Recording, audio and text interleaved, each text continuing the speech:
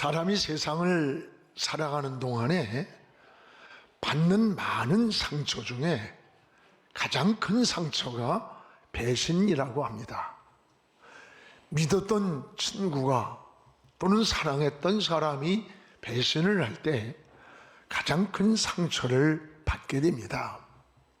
이런 일들이 우리가 살아가는 세상에는 수없이 많이 있습니다. 전에 참 마음이 굉장히 아픈, 가슴 아픈 이야기를 들었던 일이 있습니다. 자식이 늙은 부모를 요양원을 맡기면서 4가지를 다짐을 했다고 합니다. 죽을 때까지 자식이 있다고 말하지 마십시오. 또 주소는 모른다고 하고, 가족은 없다고 하고, 전화번호도 모른다고 하고, 나는 무연고자라고 그렇게 말을 하세요. 그렇지 않으면 우리가 다시 찾아오지도 않거니와 버리겠다고 해서 이 무위탁 요양소에 여기에 들어가게 됐답니다. 몸이 몹시 아픈 이 할머니에게 가족이 없느냐고 물었어요. 없다는 거예요. 먼 친척도 없습니까? 없다는 거예요. 할머니는 마지막까지 자식들의 이름을 알려주지 않고 홀로 임종을 맞이했습니다. 나중에 주머니 속을 보니까 자식들의 사진이 여러 장이 들어있었고 전화번호도 있고 손주들의 이름까지 다 적어놓았더래요. 그리고 돈 20만 원을 고기고기 접어가지고 손주들에게 선물 사주세요라는 글을 남겼더랍니다. 자녀가 3남매나 되었고 손자들도 5이나 있더랍니다. 그 옆에 있던 그 할머니의 이야기가, 그 할머니는 혼자 주머니에서 무언가를 꺼내서 보면서 늘 눈물을 흘리곤 했다는 거예요. 그게 뭐냐? 자기를 버린 가족들의 사진이었답니다. 마지막 임종을 앞두고 죽어가면서도 그토록 그리워하던, 그리고 하나하나 불렀던 자녀들, 손주들의 이름이라는 거예요. 이 사연을 듣다가 왜 그런지 내 마음속에 자꾸 눈물이 나고 마음이 무겁고 부끄럽고, 이것이 내 이야기만 같고 내 모습인 것만 같은 그런 자책감이 들어와요. 여러분, 이것이 오늘날 이 현대 사회를 살아가는 우리의 어쩌면 현주소가 아니냐라고 하는 생각을 하게 됩니다. 오늘 말씀에는 주님을 버린 제자들의 모습이 나옵니다. 특히 가룟 유다가 주님을 버리는 모습입니다. 유다는 3년이나 예수님을 따라다닌 제자입니다. 돈꾀를 맡을 정도의 신임도 받았습니다. 그토록 가까이에서 섬기던 이런 제자가 어떻게 자기 스승을 은 30냥에 팔아버릴 수 있었을까? 이 유다가 예수님을 잡으라고 입을 맞추면서 사인을 보냅니다. 신호를 보낼 때 이 모습을 보던 옆에 있던 베드로가 분노하면서 칼을 뽑아서 이 제사장의 종 말고의 귀를 잘라버렸어요. 여러분, 그런데 우리 주님은 오히려 말고의 책망이 아니라 베드로를 책망하는 거예요. 그러면서 뭐라고 해요? 칼을 도로 칼집에 꽂아라. 칼을 가지면 칼로 망한다. 이게 뭐예요? 우리가 칼로 하나님의 뜻을 이룰 수가 없기 때문입니다. 여러분, 주님을 따른다는 것은 우리가 어떤 한순간의 기분, 어떤 감동 또는 혈기, 감정을 가지고 주님을 따를 수 없음을 알아야 돼요. 또한 제자들은 예수님을 법정에 끌려갑니다. 상황이 불리해지고 위태로워지니까 그렇게 나만큼은 주님을 사랑한다고 고백을 하던 제자들이 모두 주님을 버리고 다 도망을 했다는 거예요. 오늘 우리는 이 말씀 속에서 세 종류의 제자들의 모습을 보게 됩니다. 이런 제자들의 모습 가운데 내 모습은 어떤 모습일까? 이 사순절을 지나면서 다시 한번 깊이 십자가 앞에 무릎을 꿇고 묵상하고 하나님 앞에 회개도 하고 기도도 하고 하나님의 보좌 앞으로 나가는 그런 시간이 되었으면 좋겠어요. 무엇보다 주님과 입을 맞추면서 사랑을 고백하는 유다. 그러나 그의 유다의 마음은 이미 예수님을 떠나갔습니다. 오늘 49절부터 50절을 같이 읽겠습니다. 곧 예수께 나와 랍비여 안녕하시옵니까 하고 입을 맞추니 예수께서 이르시되 친구여 내가 무엇을 하려고 왔는지 행하라 하신대 이에 그들이 나와 예수께 손을 내밀어 잡는지라. 여러분, 오늘 유다를 향해서 뭐라고 그래요? 유다야, 네 그 위선된 거짓된 그 가면을 좀 벗으라는 거예요. 그래서 49절에 입을 맞추는 그 자를 잡으라고 하는 신호, 사인을 유다가 보냅니다. 주님은 이미 유다의 마음을 다 알고 계셨어요. 그러니까 50절에 뭐라 그래요? 친구여, 내가 무엇을 하려고 있는지 행하라. 내가 다 알고 있다. 다 알고 있다.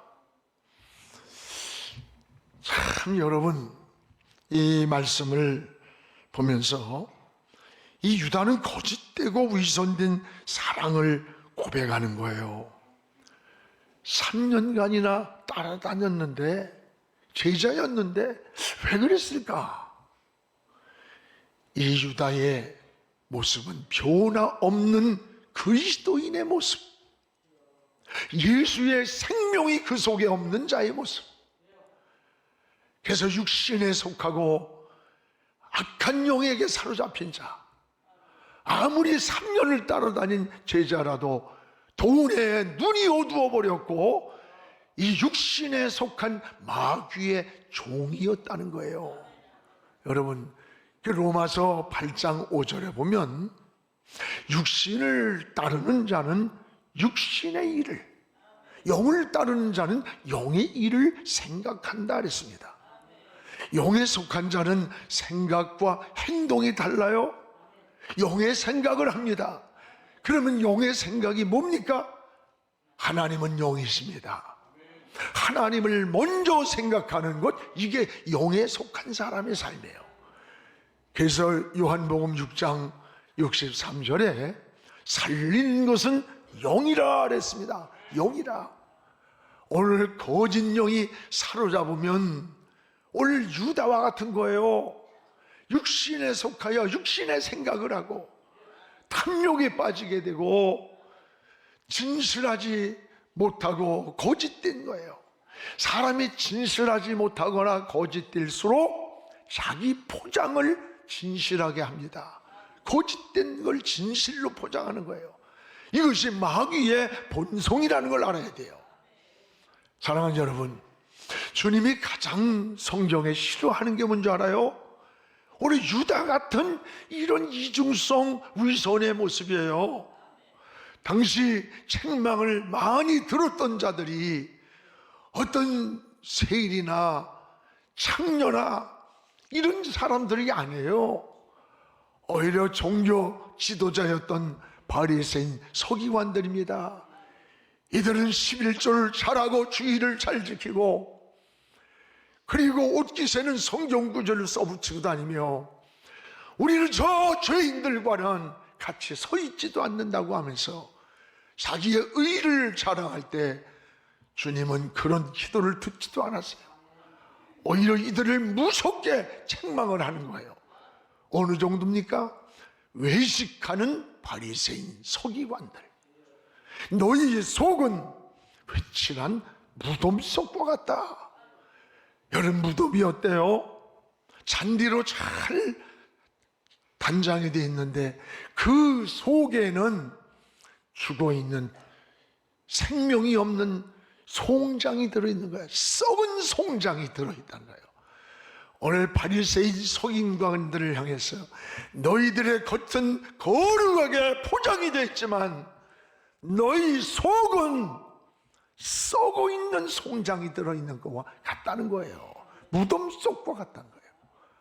이 겉과 속이 다른 이중성의 신앙. 여러분, 위선된 믿음은 하나님과 교제를 할 수가 없는 거예요.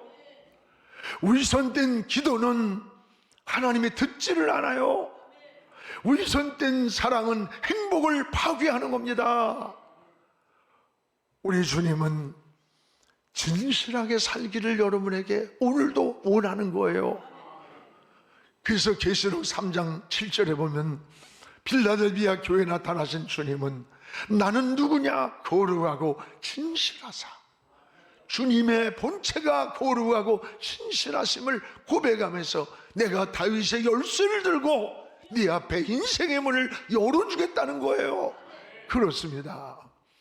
여러분, 진실한 믿음을 오늘도 주님은 원하는 거예요. 백부장 같은 믿음, 가나안 여인 같은 믿음을 큰 믿음이라고 칭찬했습니다. 진실한 사랑을 원하셨습니다. 옥합을 깨뜨려 주님 앞에 쏟아부으면서도 자랑도 없이 눈물로 주님의 발을 닦이던 그 감사하는 이 마리아 같은 이 진실한 사랑을 주님이 감동했던 거예요. 우리의 기도도 진실한 기도를 원합니다. 오히려 죄인임을 고백하는 이 세리의 기도에 우리 주님이 귀를 기울이신 거예요. 충성도 마찬가지예요. 진실한 충성이에요. 주인이 있든지 없든지, 누가 보든지 말든지 나에게 맡겨진 달란트에 대해서 최선을 다하고 충성된 일을 할 때 내가 작은 일에 충성했으니 내가 더 많은 걸 맡기겠다고 하면서 칭찬하는 것을 보게 됩니다. 여러분, 신앙생활 하면서 빠지기 쉬운 유혹이 여러분 위선입니다. 이게 굉장히 중요한 거예요. 특히 우리가 직분이 올라갈수록, 신앙생활을 오래 할수록 오히려 기도하지 아니하고 말씀을 가까이 하지 아니하고, 여러분, 삶의 섬김이 무너지면 우리의 영혼이 메말라 버려요. 영혼이 메말라 버릴 때 우리의 겉모습만 자꾸 꾸미게 돼요. 포장을 하게 되고 거룩한 신앙의 가면을 쓰기가 쉽다는 걸 알아야 돼요. 이런 위선에 빠지기 쉽다는 거예요. 오늘 우리는 사순절을 보내면서 어떻게 우리가 살아야 할 것인가? 진정한 신앙은 오늘 이런 유다와 같은 가면을 우리가 벗어버리고 오늘 하나님 앞에 정직함으로 진실함으로 무릎을 꿇고 주님을 바라보며 주의 이름을 부르면서 기도하는, 이런 나와 하나님과의 수직적인 관계를 회복하는 이런 신앙이 되기를 주의 이름으로 축복을 합니다. 이것이 하나님 앞에서 하는 코람데오란 말이 뭐예요? 하나님 앞에서예요. 이게 하나님 앞에서의 코람데오 신앙이요, 신앙의 회복인 것입니다. 또 하나는 이 기도 없이 여러분, 칼을 빼며 분노하는 이 베드로의 모습을 주목해 보시기 바랍니다. 오늘 52절을 우리 같이 읽겠습니다. 이에 예수께서 이르시되 네 칼을 도로 칼집에 꽂으라. 칼을 가지는 자는 다 칼로 망하느니라. 오늘 여러분, 칼은 이 칼집에 있을 때 강한 거예요. 오늘 베드로는 유다의 위선을 보고 분노했어요. 칼을 뽑았어요. 여러분, 주님을 잡으러 온 제사장의 종 말고의 귀때기를 그냥 잘라버렸어. 베드로가 들고 있는 칼이 얼마나 예리한가 봐요. 여러분, 요 귀때기를 자른다? 이야, 보통이 아니지. 내가 그 옆에 있었으면 베드로야 임마, 귀때기가 뭐야, 목을 그냥 쳐버리지, 그랬을 거예요. 지금 베드로의 분노는 분노만이 아니에요. 주님을 지키기 위한 충성의 모습이에요. 그런데 주님은 오히려 이 베드로를 책망하는 거예요. 칼을 도로 칼집에 꽂아라. 그 칼을 가지는 자는 칼로 망하는 거다. 여러분, 칼은 감정과 분노와 혈기의 모습 아니에요. 우리가 쉽게 칼을 빼는 자는 사실 이미 패자입니다. 강자와 승자는 쉽게 칼을 빼지 않는 거예요. 칼은 칼집에 있을 때 가장 강한 거예요. 오늘 베드로가 칼을 뽑아든 것은 의분과 주님을 사랑하는 충정에서 나온 행동이었지만, 그러나 이것은 따라합시다, 신앙이래 방법이 아니다. 이건 신앙이래 방법이 아니었다는 것을 알아야 돼요. 여러분, 신앙은 한순간에 기분이나 감정이나 혈기로 주님을 따를 수 있는 게 아니에요. 오히려 분노는 우리의 영혼과 정신과 육체를 병들게 만드는 거예요. 분노는 여러분, 절제되지 못할 때 자신이 먼저 황폐해지고 잠자리에까지 따라와 불면증을 일으키고 식탁에 따라와 식욕을 뺏어간다는 거예요. 또한 분노는 정신적 질환을 일으키고 심장병의 치명적 원인이 되고 인간관계를 뒤틀어 놓고 마치 이런 파괴시키는 다이너마이트와 같은 무서운 것이 분노라는 거예요. 기도하지 않으면 오늘 이런 베드로와 같이 저와 여러분도 칼을 빼는 자가 되는 거예요. 감정이 앞서게 된다는 걸 잊지 말아야 돼. 오늘 40절, 41절부터 쭉 성경 말씀을 보면요, 예수님이 자는 제자들에게 뭐라 그래요? 야, 나와 함께 한 시간도 깨어있을 수 없느냐? 시험에 들지 않게 깨어있어라. 네가 마음엔 원하지만 육신이 약하다. 이거를 3번씩이나 깨웠어요. 근데 이들은 피곤하다는 육신의 생각으로, 육신의 모습으로 잠이 또 들었어. 다시 말하면 이들은 기도할 타이밍, 그 기회를 놓친 거예요. 이게 치명적 실수였다는 거예요. 3번씩이나 기도하자고 할 때 잠들었던 베드로, 문제를 만나자 감정이 앞서가고 분노가 앞서가고 혈기가 앞서가는 거예요. 결국 칼을 빼들었고, 그러나 신앙의 방법이 아니에요. 주님의 책망만 들었어요. 하나님의 일을 하면서 여러분, 기도하지 않고 자기 생각으로, 자기 감정으로 베드로처럼 칼이나 빼는, 이게 오늘 우리의 모습은 아닙니까? 여러분, 기도가 우리 앞에 있어야 돼요. 이건 목사도 장로도 누구도 제외될 수가 없어요. 기도하지 않으면 칼을 먼저 뽑게 돼. 감정이 앞서가고 인간의 생각이 앞서가게 돼요. 또 하나, 기도하지 않으면요, 하나님의 뜻을 분별할 수가 없어요. 53절부터 54절에 주님 말씀을 보세요. 같이 읽겠습니다. 너는 내가 내 아버지께 구하여 지금 12군단 도되는 천사를 보내시게 할 수 없는 줄 아느냐? 내가 만일 이렇게 하면 이런 일이 있으리라 한 성경이 어떻게 이루어지겠느냐 하시더라. 내가 지금 천사를 보내서 12군단을 되는 천사를 보낼 수 없는 줄 아느냐? 내가 무슨 저 말구의 귀때기를 못 잘라서 저들을 채우지 못해서 놔두는 게 아니야. 이렇게 하면 십자가를 지고 너희들을 위해 내가 피를 흘려 제물이 되어 너희들을 살릴 텐데, 이게 하나님의 뜻인데 어떻게 성경을 이루어질 수 있겠느냐? 여러분, 십자가를 지는 것이 주님이 이 땅에 오신 하나님의 뜻이었습니다. 근데 기도할 시간에 잠들었던 베드로는 이런 하나님의 뜻은 전혀 생각하지 않았고 분별도 못했어요.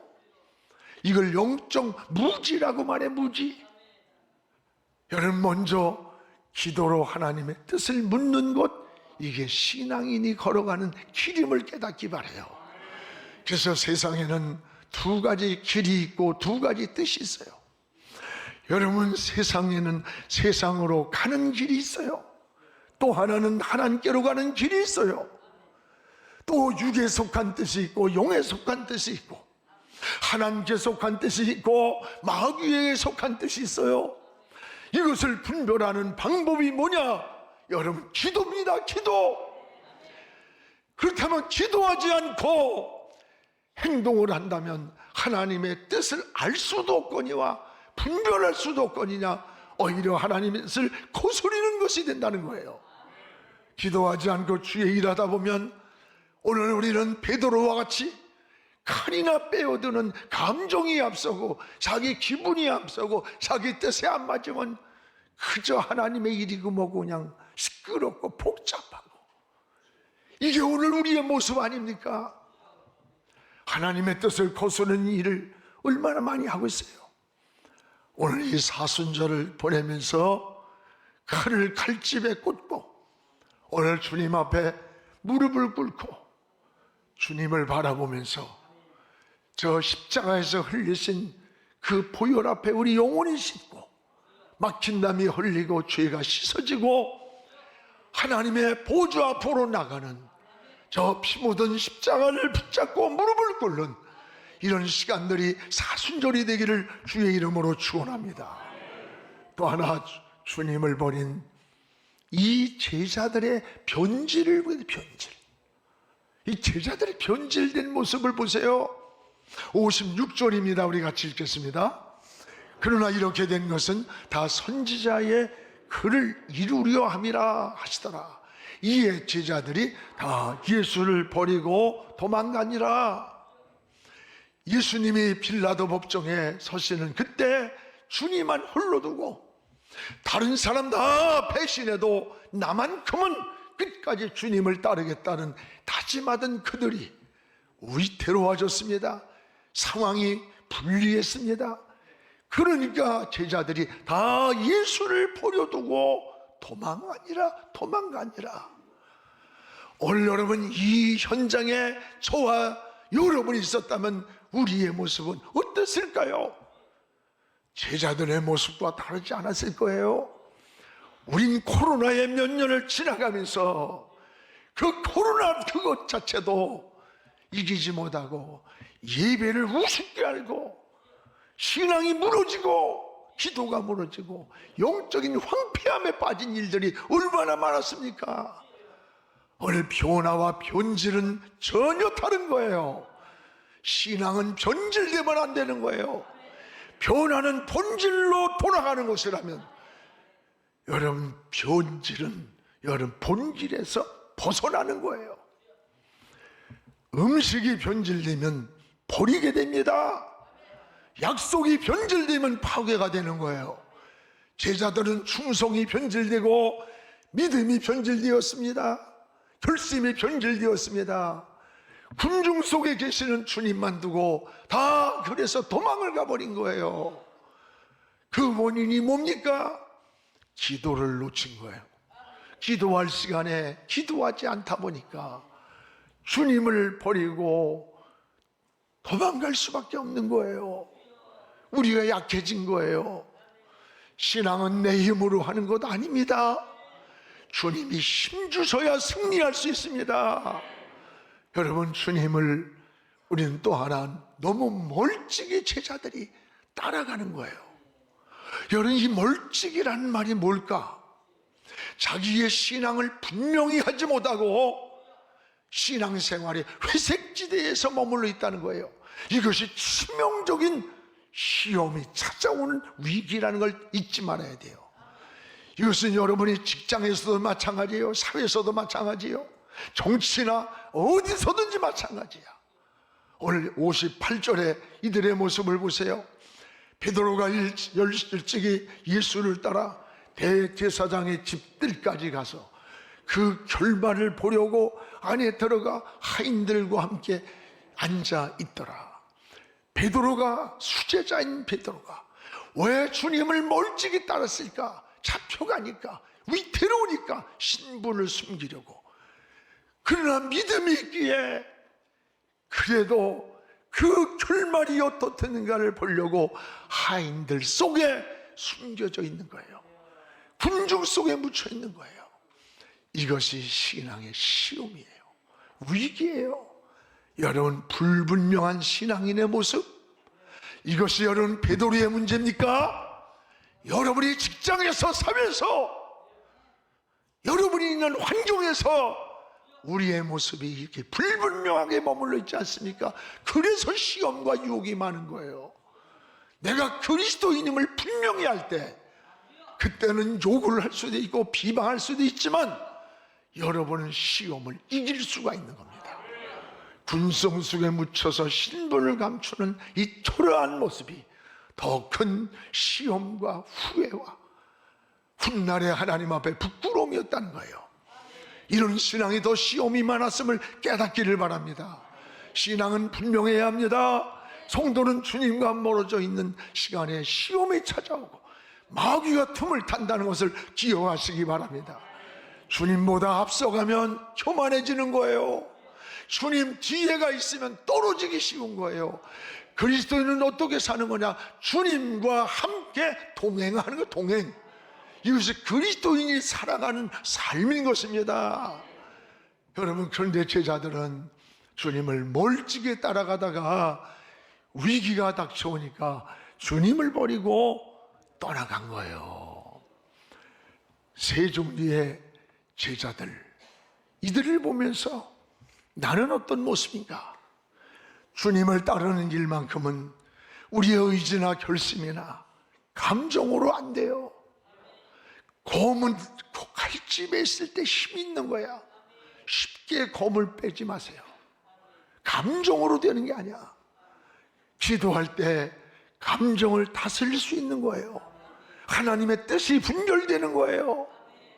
여러분, 기도 안에 해답이 있다면 기도는 방법을 찾아 헤매는 게 아니라 하나님을 찾는 거예요. 우리는 사순절을 보내면서 피 묻은 제단불을 붙잡고 십자가 앞에 엎드려서 하나님을 찾는 그런 이 사순절의 시간이 되기를 주의 이름으로 축원합니다. 기도하겠습니다. 거룩하신 우리 아버지 하나님, 사순절을 보내면서 오늘도 십자가 앞에 엎드려서 피 묻은 제단불을 붙잡고 주님이 흘리신 그 피로 우리의 영혼이 씻기 원합니다. 우리의 마음이 씻겨지기 원합니다. 우리의 허물과 죄가 씻어지기 원합니다. 그리고 하나님의 보좌 앞으로 더 나아가게, 가까이 나가게 하여 주시옵소서. 보혈을 지나 지성소에 들어가게 하시고 유월절의 은혜를 누리게 하여 주옵소서. 문설주 인방에 피가 발라졌던 것처럼 우리의 영혼 속에, 심령 속에 피가 발라져 있게 하시고 그 안에서 나오지 않고 머물게 하여 주옵소서. 주님 품에 머물게 하시고 성전에 머물게 하시고 하나님의 은혜 안에 머무는 삶이 이 사순절을 지나면서 저희들의 삶이 되게 하여 주시옵소서. 예수님의 이름으로 기도하옵나이다. 아멘.